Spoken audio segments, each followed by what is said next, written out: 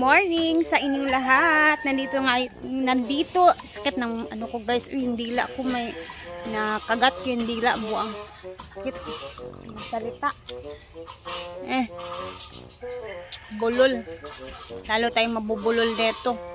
So dito tayo ngayon sa bahay and then dandan muna yung pagsalita. Sakit talaga ng aking dila.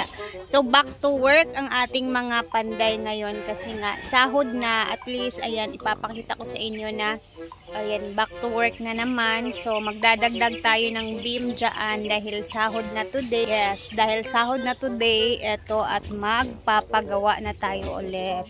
Ayan, dito na yung mga nagtatrabaho. Ayan, kasi nga 'di ba?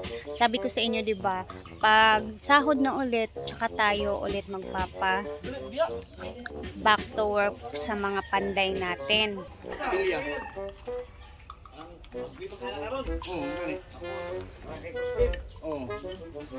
Yang pinag isara ka busa na. Asaan? Sige ka daog ana. Tunga lang sa ana tapos bika wala na. Daog. Agagan.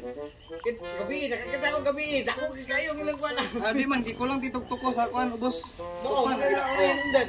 Tukan gina nimo. Kung walay kabilya, hagbong sila third floor. Paano siya kanang kinanan gina siya og scaffold na to sa silong kini atong mga kahoy mo masani gamito na to dia pang tuko sa silong pag flooring ka.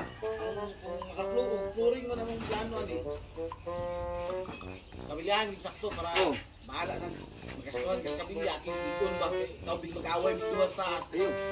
Hindi ko niya. Ay malumpag niya. Kabilyahan siya sakto dili na ko puno ng crossbeam ani. Kana. Ay alam ko na. Sani dili na ako na punon sila. Dinnan ko na sa ingos ang yan. Okay, wata ka balo og mag-flooring ba ka o katuba kang squirt tube niya gamiton. Ang dipinsan na lang dito. Muna akong ipuno kaya ang istorya nimo, squirt tube banto. Puno na ko na. Karon na flooring na po di. Ato na lang siyang binlar o mga doors kumbaga. Di na to puno ang kwan. Di pa dahil ang flooring. Tas squirt tube, di pa dahil ang squirt tube, tas flooring. Ano na siya? Good lang matagwala. Kaya kwan mo ko na siya abang daan ba kay basin o Pag guman aning beam yon, sa sunod. taas. Ang kanang flooring mo sa taas. Di siya ta mag-flooring gani. Isa ta flooring sa taas. Kay mag-atop na ta diretso sa Di na daw bi karon og paglati-lati mo di ako nilati. mo gani na inaana sa pikas ba inato po dito oh. Ana lang sa kay dugay pa man ning i-flooring nato ang sa taas kay dugay pa man ning second floor. Sa Puste? Dugay pa na kayo yun oy. Basta kay mupuyo na mi dani og if ever mahuman na siya bahala guwapay ko atupan diretso. Tubular sa ta. Unaw ni yung ato. Sige ra atong ko lang din ato. Klasa din. Kamo na bahala kung sa inyong sunuron. Ang sunod ay ani siguro ang pader-pader na. Kuan ko kinahanglan nga maguna ka sa atop ka magpader. Na magtigom sa akong mga kuan. Pilay mo hang estimate sa atop. Unsa klase nga dako ang makabalo ko? Kulurop ani. Ang diri man sa tubular man ta muuna sa aya na nang atop. Itaod mo tubular kinahanglan imo ginatambunan kay dali na kami ulanan tubular. Ilantan unya na mamburot ra bay kita. Pila ga itong pinaka baga yon? 420 ang meters na siya. Nya kani siya kay unsay style din atop anak man to ba? Anak din anak.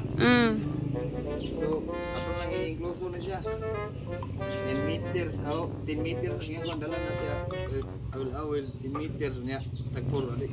4,500 ang isa ka po. Mahal din. Kung dito ka sa minus kung sekunda 300 kapit. Kung nasa pinakabarato 280.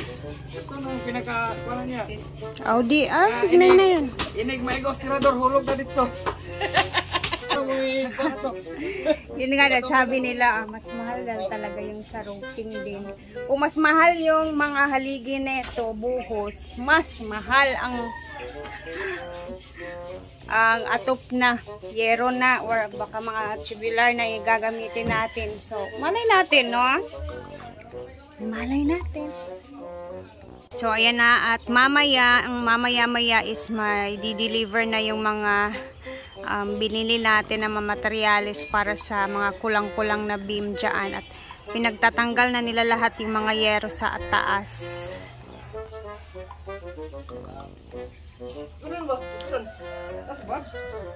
So, duwa na lang kasiminto diha iyon, nabilin.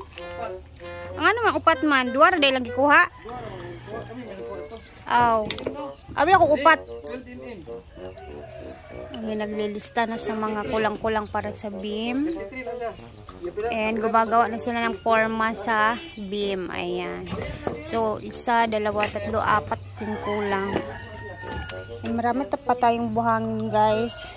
Tsaka na tayo bibili na yan pag nakita natin yung ilan na lang yung kulang-kulang dyan. Tsaka tayo bibili para hindi masayang ba, hindi din masobra, ganun.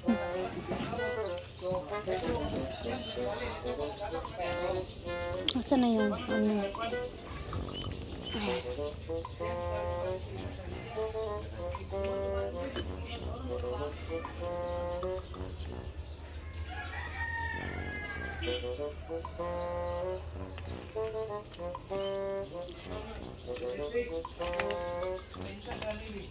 Hello guys, narago guys ha.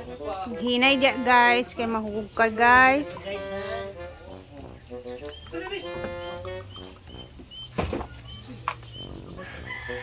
Hinay dia jak-jak. Gahuyong-huyong mo na yung balakwan. Yan, lista-lista ng mga materyales na bibilhin.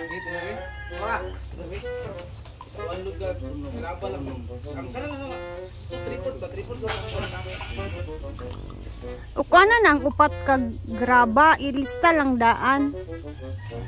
Mahurot lagi na, pwede mo kapalit diyan sa kalon. Mahurot sana ako na, kaya mapanos mong guna. Ha? Kapanos dahil na yun? Mahurot ko ba, ng restaurant ba nga? First in, first out yun. 23 ka po, siminto. 23? 23 ka simento. Sa kalon niya 3-4. Pila ka adlaw inyohang kuan dito sa Ano? Pila kalon? Sige nga. Nagkakwa po doon. Ito nga na, wata ka sa nga. Pwede ba na sa mga ito nga? Ay, butang lang tulog. nakikita ko na yung lawak ng bahay guys. Oh. Wala nang lero. Pinagkukuha na nila. Anong bibilhin mo ngayon ng mga materyales? Kabilya. Kabilya. Ilang piraso? 50 pesos. Tapos, ano pa? Simento. Simento. Ilang mga simento naman? 23. 23 na sako. Oh. And then, Plywood tulo. ano pa? 103 na graba. Graba? Ayan, Tapos ang buhangin. yan ang buhangin, diba? Pahurot sa itong buhangin. Diba? So, yun lang yung bibilhin ngayon. Para yan sa Pari nga beam. Oh, tanan nga beam na niya. 4 na beam na kulang. Para sa 4 na beam na kulang yung bibilhin. Isa. So, ayun na. Tara na. Para para maaga nila ma-deliver. Para may magawa sila yun. Kabo sila ni tagabot sa graba. Simento. Og plywood. Kaya ang porma na, okay lang ang porma na. Ay, half-half man sila gaporma, no? Ay, una, di man pwede dungan ng duwa. Oo. Dati sa isa lang. So, tara na. Buntagi. Call. Yung kinilang kahoy. Kahoy daw. Kahoy? Ay, dili na magpadugang sa kahoy di ay. Yan na. Dagan ng kahoy tugod. Amat ya. Marami kasing nagpapagawa na bahay dito. Siyempre yung mga kahoy na yan guys. Maibebenta mo pa yan. Para dili mo, brother.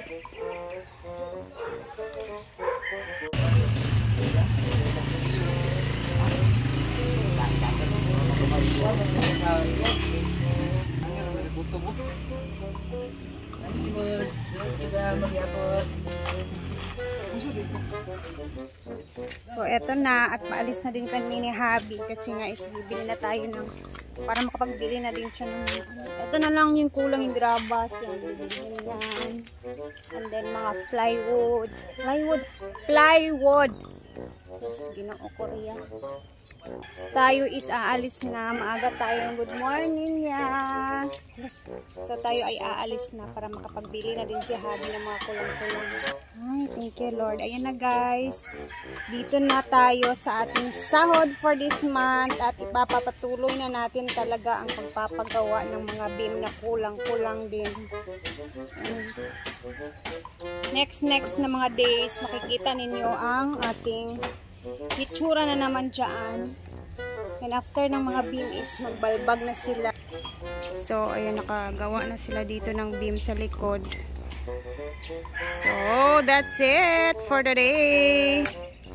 And kailangan ko pa mag-budget ba? Kailangan pa namin ni Habi mag-budget sa aming kasi may allowance pa sa ngayong buwan, pagkain namin sa bahay at iba pa. So, yes, laban lang.